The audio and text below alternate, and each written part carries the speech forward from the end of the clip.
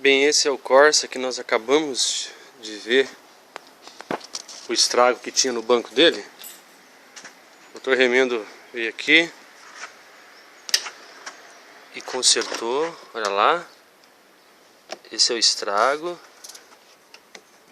Lembra como é que ele estava? Olha aí como é que ficou, uma visão panorâmica. Naturalmente sem trocar absolutamente nada do tecido, foi feito tudo no local, simplesmente restaurando.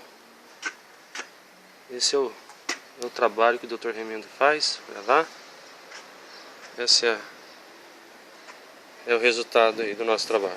Valeu?